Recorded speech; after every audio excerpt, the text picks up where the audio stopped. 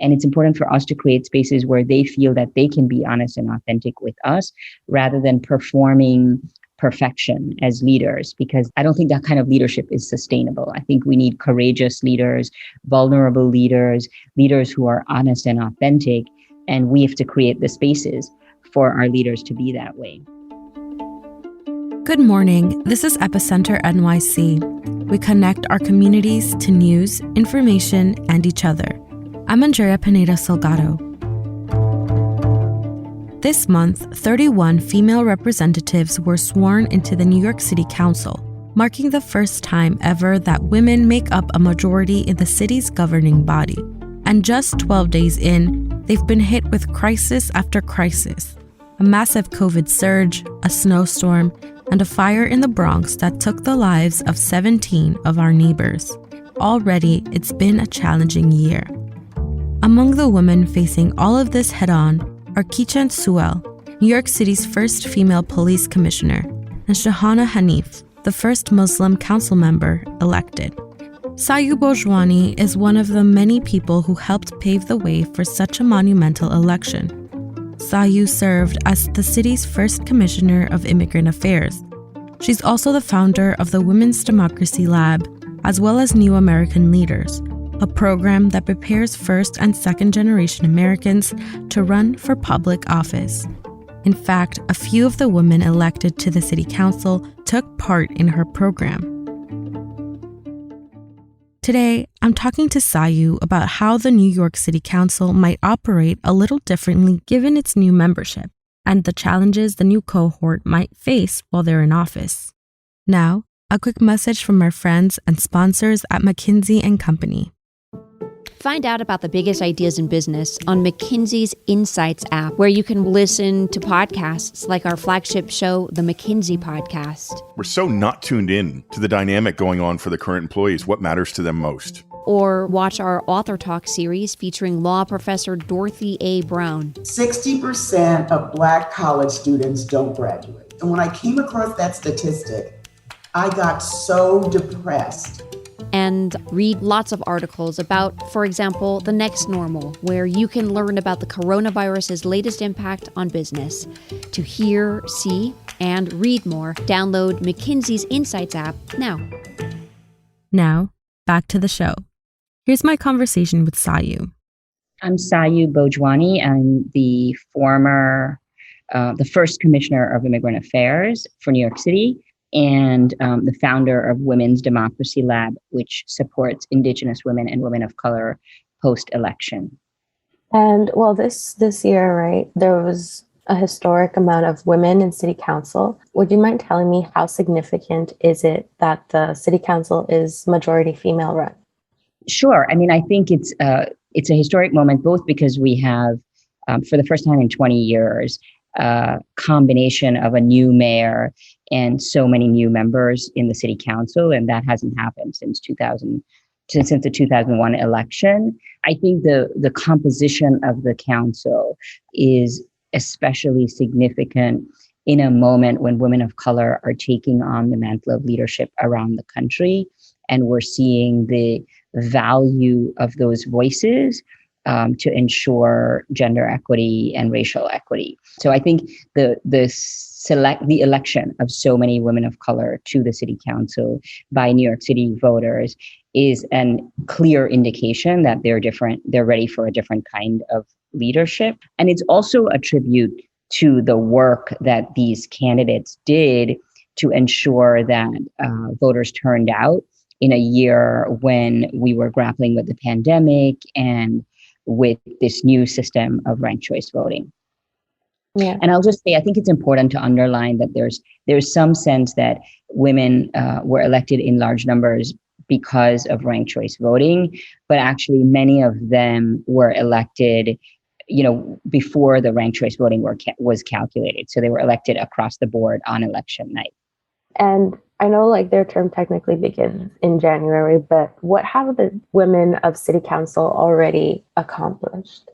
Well, I think they've already shown the value of shifting the conversation away from there was a crowded field of potential speakers for the city council, and that field winnowed. And I think that was in part because women of color some of them came together around a particular candidate, but many of them came together to leverage the power that they had as a coalition to change the outcome of the election. And so that's one thing. I think the symbolism is also really important, that we've seen many more of these women breaking records, right? So we have someone like Shahana Hanif, who's now the first South Asian woman on the city council, for example, and many others who have broken records. And I think that symbolism is important for New York City, for young people, people of color, immigrants, to see that it is possible and that our voices do matter. And how do you think city council will operate and function now that the majority is women? I mean, the reality is that women of color have been foot soldiers of our democracy for a very long time. Many of the women who have been elected are women who served principals in the council before. So you look at someone like Amanda Farias or Crystal Hudson and Shahana Hanif, all of whom were staff members in the council. So you're coming in both with a group of women who both understand how the legislative process works, which is really important, as well as with new voices and new energy. And so I think we're going to see, I would say, three things. I think first, you're going to see a level of savvy and expertise like we have never seen before in the council, because I think women of color always bring their whole selves to the work and are the strongest voices for constituents and communities rather than for themselves as individuals. So I think the conversations, the way that we talk about policy, the way we talk about issues is going to be much more nuanced and is going to have an intersectional context that we have not seen before. I think the second thing that you're going to see is the building of their power away from themselves as individuals to themselves as a collective. And that's probably not going to happen immediately and overnight, but I think that they are going to feel the power of being in a room with many others who look like them.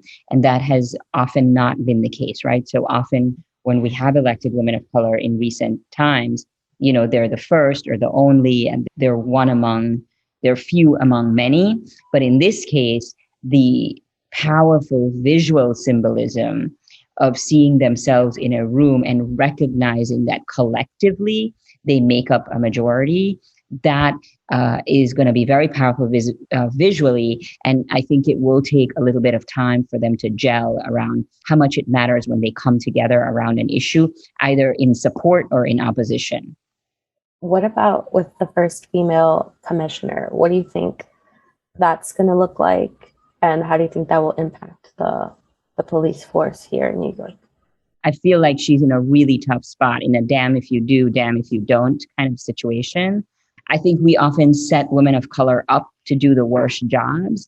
And in some ways, she has the worst job, right? I mean, being police commissioner is in some ways the toughest job, given the history of that institution and how it works. And so I think what we're asking her to do is work, as we always do, is give women of color the toughest job and set them up for failure. And so I think the real challenge is, what kind of support is going to be built up around her to ensure that there's meaningful change and to make sure that she doesn't become, the person on whom the sword falls kind of thing when something goes wrong, right?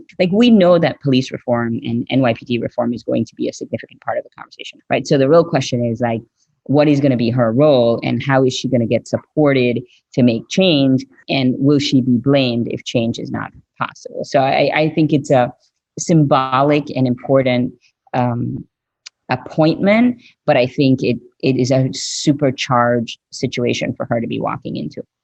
I mean, it looks like this next government, it's just like I mentioned before, it's going to be majority people of color, majority Black leaders. What does all of this mean for New Yorkers? I mean, I think that at the first baseline, it's, and I've said this in different ways before, but I think it is incredibly important for New Yorkers to see government and see leaders who look like them and who reflect their experiences and who are responsive to those experiences by having policy that considers the needs of a diverse group of New Yorkers. But I think that second piece is more important, right? I think the next hurdle is for these council members to show that they truly understand what is happening in New York, to especially the New Yorkers who have the least access, and respond to that with policy. And so that remains to be seen. But I think, I used to run New American Leaders, which trained first and second generation Americans to run for public office. And several of the women who are elected to the council are alumna of our program. And one of the things that we say is that it's not just important that you look like your voters, but that you are responsive to your voters, right? And that's what we have to see. But I think that the learning curve is much smaller when you already come from these communities, because you already know the experience. The challenge is, can you turn that experience into policy that's responsive? But I think you need both. It's not enough to just be, to share the experience. Do you think this, New Yorkers electing more women and people of color, will continue? I mean, look, I think we can never take for granted that that democracy is moving forward as we are seeing right now. It's under a significant threat. We're seeing, after Barack Obama was elected, we got Donald Trump. So I think that democracy is a daily project, and it's our daily responsibility to defend it. So I don't think that we're on some sort of forward progression. I don't think we can assume that we are under forward progression. I think these council members are going to have to run in 2 years because of redistricting. Several of them had extremely close races. They won in good numbers, but right up until election day, it was extremely close and competitive. I think you have a complicated political landscape right now with the Working Families Party and DSA, as well as the traditional political actors like the unions and to some extent, the party machine. And so we're in a moment of transition that I don't think we can predict exactly where it's going to land. And I think these newly elected women of color are going to have to continue to fight for voters' confidence in them. And some of them are definitely going to have a competitive election in 2 years. And did you play a role in getting any of the electeds into office? Well, several of them, I don't want to take personal credit for anyone, but several of them were women who talked with me before they ran and who took the training program at New American Leaders that I started and ran until the end of last year. And, I think that I've been a supportive coach and mentor for several people. I think you mentioned in the beginning that you also support them after they're elected. How will you guys keep supporting them? And also, how can regular New Yorkers keep supporting these women? So I will say two things about that. The organization that we are in the process of building is called Women's Democracy Lab. And the goal of the organization is to ensure that women of color and Indigenous women can thrive and feel safe while they are in elected office. We invest a lot in encouraging people to run and in supporting them during their campaigns. And then once they get into office, it's like, okay, well, now you're elected, please do the things that we sent you there to do. But the reality is that women of color and people of color more broadly are being elected into systems that were never designed for us to be there. When the table was being set, we were not the guests that were expected to be at the table. And so there is a huge amount of difficult work that these women of color are carrying on behalf of their districts and their constituents, but also on behalf of a democracy that was not designed for us. So I think one of the things that we can all do is recognize that job of serving is as difficult as running for office. I think we have to be extremely supportive of the people we elected to ensure that that we're looking at the full picture of what it takes to make a policy go through. I think we have to ensure that we elect them again, that we don't attach a purity test that like they're not going to do every single thing that we expected them to do because there just isn't enough time for that. I think that the being in elected office is also a long game, right? They're new, they're learning things, they're going to figure out how the system works for us and not for us, and making that transformation to the system can take decades, and so I think we have to be patient and supportive. I think that it's important for us to be honest and authentic with them. And it's important for us to create spaces where they feel that they can be honest and authentic with us rather than performing perfection as leaders, because I don't think that kind of leadership is sustainable. I think we need courageous leaders, vulnerable leaders, leaders who are honest and authentic, and we have to create the spaces for our leaders to be that way. What do you want male council members to know? That's a good question. I mean, I think that the important thing is that the leading New York City is not a zero-sum game. People don't have to lose for other people to gain. And I think that having women of color in power is a way that we can all benefit. It doesn't take anything away from male leaders or from white women. I think that figuring out how we can ensure that everyone is gaining, and that that the rising tide lifts all boats is the philosophy and mentality that we want all our leaders to have, male or female. And my last question, which is kind of like a summary of what we've been talking about, how does race and gender change how we govern? I mean, I think the first thing I would say about that is, I said this earlier, that when you come to the table with these experiences, you bring an intersectional approach that you have lived. And having a lived experience as a woman of color, an immigrant woman, is an experience that can never really be taught. You can learn about the issues. You can't learn what it feels like to carry all of those experiences with you every day.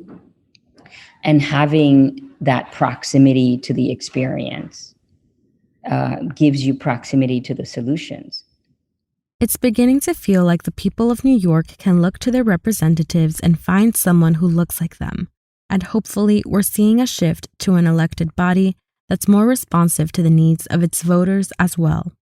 But, like Sayu said, we must continue to hold our elected officials accountable. It's vital that we continue to support them too. They've got their work cut out for them, and many are navigating a world of power and tradition that wasn't built for them. Avoid being a policy purist. Consider all the battles fought in order for legislation to go through. Keep the bigger picture in mind. And as redistricting pushes New York City elections forward 2 years, make it a priority to remain informed on the issues you really care about, and find the representatives who care about them too. Before we go, 17 of our neighbors lost their lives in the devastating fire that destroyed an apartment building in the Bronx on Saturday. More than a dozen others are in critical condition, and many more are now without a home. We'll be sharing their stories soon. But first, here's a few ways you can help. The Gambian Youth Organization has put together a GoFundMe. All funds raised will be distributed to the families impacted. So far, they've raised more than $500,000. Take Back the Bronx is collecting donations from 3 p.m. to 5 p.m. this Saturday. They're looking specifically for winter clothes. The Red Cross has set up a resource center and refugee station at 2190 Folin Street. To learn more about how to help the victims of the Bronx Fire, check out the show notes. Finally, a new weekly segment with our community manager focused on COVID-19 here in New York City. Hi, everyone. How are you? I'm Daniel LaPlaza, Epicenter's community manager. Okay, so starting today, I'll be answering a new question from our inbox every week. That is, on NYC's COVID updates. I'll cover everything from vaccines, boosters, and testing, what's going on in schools, and a lot more. If you have a question, please send it my way. You can reach me at daniel@epicenter-nyc.com. All right, so this week's question comes from one of our neighbors who volunteers at a COVID testing site. They've asked us for advice on how to help folks who get understandably frustrated with these long lines. Between technology issues, language barriers, staffing shortages, and very necessary staff breaks, there are a lot of reasons why we're seeing this. So, after spending some time at our mobile unit in Queens Village, here's what I've learned. Communicating frequently and constantly is key. Welcome folks and help make sure they understand the situation right away. Provide wait times if possible, but only if they're honest. Instead of giving a timeline that isn't realistic, let them know how long you'll be before you come back to check in on them. At that point, you can maybe share helpful information. For example, we provide printouts of our COVID coverage, or simply ask how they're doing or how you can help. Whether you're working, volunteering, or waiting in line, remember, we all have the same goal. That is, to keep ourselves and each other safe. We'll be publishing more content around these long testing lines soon, so keep tabs on our website and newsletter.